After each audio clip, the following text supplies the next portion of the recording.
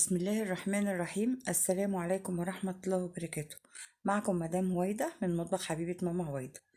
ازيكم حبايب قلبي، عاملين ايه؟ انا النهاردة بإذن الله هنعمل لكم الحواوشي زي المحلات بالظبط. طريقة جميلة جدا وطعمه بصراحة يعني احلى من بره. يعني انتي لو عملتيه ببيتك عمرك ما هتشتريه من بره تاني.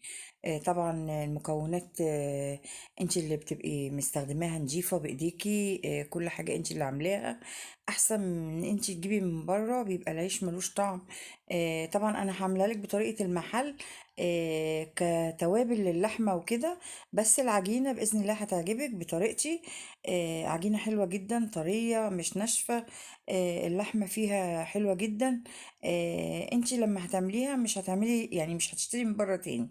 بإذن الله تعجبك، والمقادير معظمها موجودة عندك في البيت. يعني أنا عندي هنا كيلو من الدقيق، هحط عليه معلقة مسح من الملح أو نص معلقة يعني، بس هي معلقة صغيرة مسح. طبعا هقلبها، ده الدقيق عندي. طبعا عندي الخميرة هختبرها، عندي كيس من الخميرة اللي هو 16 جرام. هحط معلقة من السكر. طبعا مدفية مية، بتكون مية فترة كده. هحطها على كوباية، هحطها على على الخميرة عشان اختبرها. طبعا انتي لو واثقة من الخميرة حطيها على طول، بس انا بحب اختبرها. هسيبها ثواني كده، هقلبها طبعا زي ما انتوا شايفين. هحط طبعا الخميرة. طبعا انا مش هحط المية مرة واحدة، هحطها يعني بالراحة كده وانا بعجن، عشان طبعا ما يزيدش مني ما تعجنش مني قوي وما احتاجش دقيق تاني. اتحكم في المية وانا بعجن، لان كل دقيق بيختلف عن نوع، بيختلف عن الاخر يعني. بقلب كده بالمعلقة، وبعدين طبعا هعجن بايديا. لو عندك عجان طبعا تقدري تعجني. انا طبعا حطيت حبة زيت، بس قبل ما احط حبة زيت وانا بعجن حطيت معلقة من السمنة.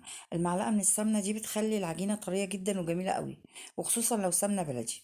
طبعا عجنتها، وفي الاخر حطيت حبة زيت قد ربع كوباية كده، وخلاص عجنتها كويس جدا وهسيبها ترتاح لغاية ما تخمر. عندي دي حزمة من البقدونس وحزمة من الكزبرة الخضراء. عندي البهارات، معلقة من الملح صغيرة، نص معلقة من الكزبرة، فلفل اسود نص معلقة، بهارات حواوشي. هنا قطعت بصلتين كبار، اللي هي القطع الصغيرة دي، ما تبشرهاش، قطعيها كده قطع صغيرة، طعمها بيبقى أحلى بكتير. وحطيت عليها الكزبرة والبقدونس. وقطعت طماطمايه كده كبيرة، وقطعت فلفل.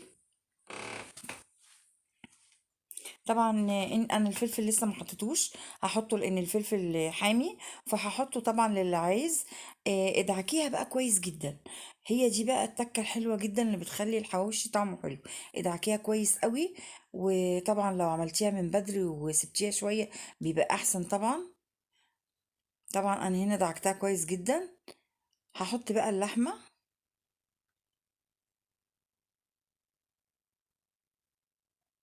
وهبتدي طبعا ادعك اللحمه مع الخضره اللي انا عملتها دي.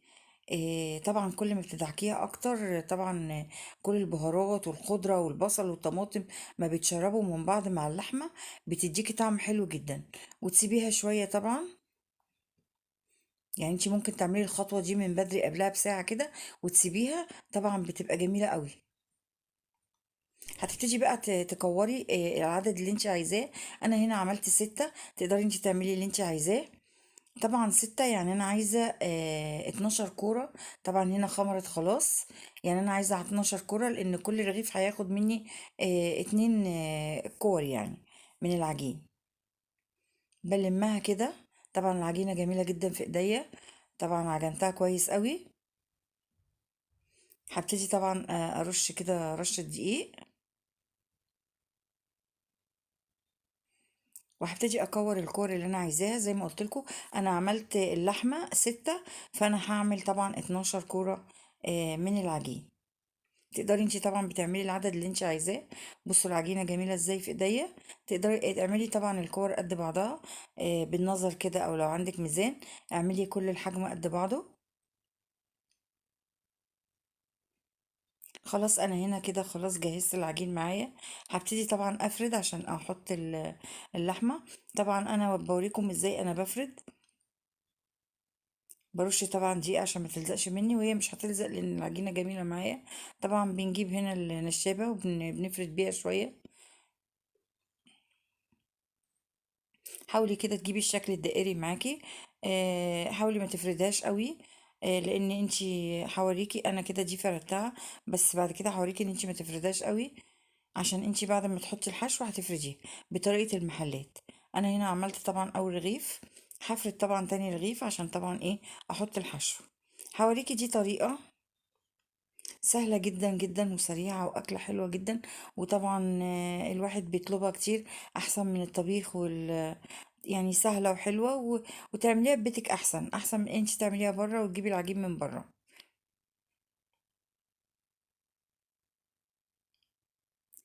حبايب قلبي، أتمنى اللي وصل لغاية دلوقتي ولسه ما اشتركش اتمنى انه يشترك. ويا ريت ما تنسوش اللايك والشير لكل حبايبكم، عشان كل يستفاد، وعشان طبعا الواحد بيتعب عشان يوصل لكم المعلومة. طبعا انا كله بيعرف يعمل طبعا الحواوشي، بس كل واحد له طريقة وله تكة. انا حاولت ان انا اوصل لكم طريقة المحلات. وفعلا المرة دي لما عملتها ولادي حبوها جدا. طريقة جديدة طبعا، فيها حاجات مختلفة. العجينة عجبتهم جدا جدا. العيش طبعا كان جميل جدا. هنا انا طبعا اللي عايز فلفل ببتدي احط له. طبعا فردت اللحمة، بوريكم انا فردتها ازاي. طبعا تحاولي كده ان الرغيف ما تفرديش اللحمة للاخر، عشان تقدري طبعا تقفلي الرغيف يكون سهل عليكي قفله يعني. طبعا طريقة القفل طبعا زي ما انتم شايفين، هوريها لكم دلوقتي طبعا بطريقة واضحة. هي سهلة جدا. حاولي تقفلي كويس طبعا عشان طبعا ما تتفتحش منك في الفرن. طبعا انتي لما بتعجني العجينة وتجهزي اللحمة، بتلاقي ان الاكلة دي طبعا بسرعة خلصتيها. طبعا بتبقى جميلة جدا والولاد بيحبوها. يعني انتي لو تقولي لولادك انك عاملة لهم طبيخ او عاملة لهم حواوشي، طبعا هيفرحوا بالحواوشي اكتر. بتبتدي بقى تفردي بالنشابة كده. المحلات بيعملوا كده، ما بيعجنوش، ما بيفردوش الرغيف قوي، بس بعد ما بيخلصوا بيفردوه بالنشابة. طبعا انا هبتدي طبعا اوريكم طبعا الباقي. انا كده خلاص خلصت الرغيف ده، وهبتدي ادخل على الرغيف التاني اوريكم ازاي. انتوا كده بتقدروا ان انتوا تفردوا رغيف رغيف، او تقدروا تعملوا طبعا المقدار كله مع بعضه. انا طبعا هوريكم ازاي باذن الله. ده خلاص تاني رغيف انا عملته، بوريكم ازاي تفردوه. بصوا بيتفرد ازاي. طبعا تحاولي تقفليه كويس جدا.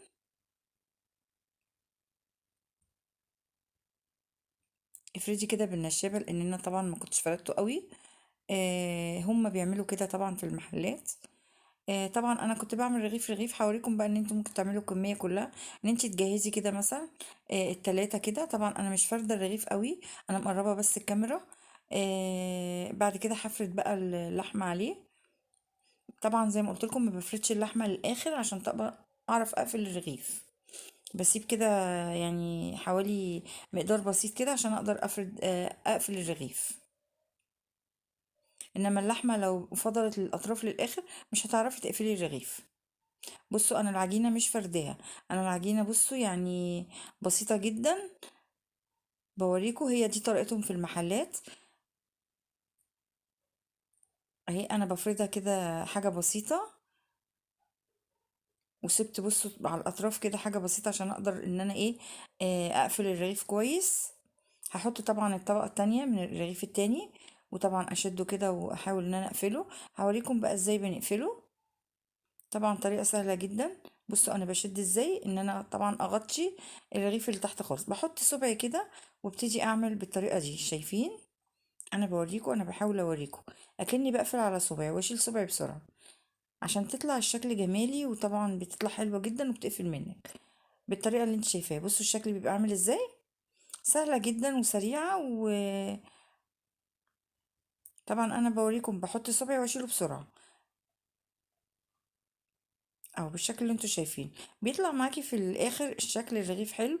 اتقفل معاكي كويس جدا، وطبعا ما بيبقاش مكلكع ولا عجينة ولا حاجة. بصوا العجينة انا بشيل الرغيف سهل معايا ازاي، لان العجينة حلوة جدا. بصوا العجينة ما بتلزقش وجميلة جدا. هجيب بقى النشابة وابتدي افرد اهو. افرد بقى كده، بيتفرد معايا الرغيف كويس جدا. هما بيعملوا كده بالظبط في المحلات، فردة واحدة بس من الظهر وخلاص كده الرغيف جاهز معايا. حطي بقى عليه بقى، يعني بعد ما تخلصيه بالبخاخة بخي عليه مية ورشي عليه بقى سمسم. حطي عليه جبنة زي ما انت عايزة ودخليه الفرن، هيطلع معاكي طري وجميل. بصوا طبعا قدميه طبعا مع مخلل. انا بوريكم اهو. بصوا بصوا العجينة جميلة وطرية ازاي، بصوا الحشو حلو ازاي. بصوا جميلة جدا، والله عجبت ولادي قوي. بإذن الله اللي هيجربها هيدعيلي وهيعتمدها على طول، وهتعملوها على طول ومش هتشتروا حواوشي من بره. حبايب قلبي، اتمنى اللي ما اشتركش في القناة اتمنى اللي يشترك، ولايك وشير لكل الحبايب.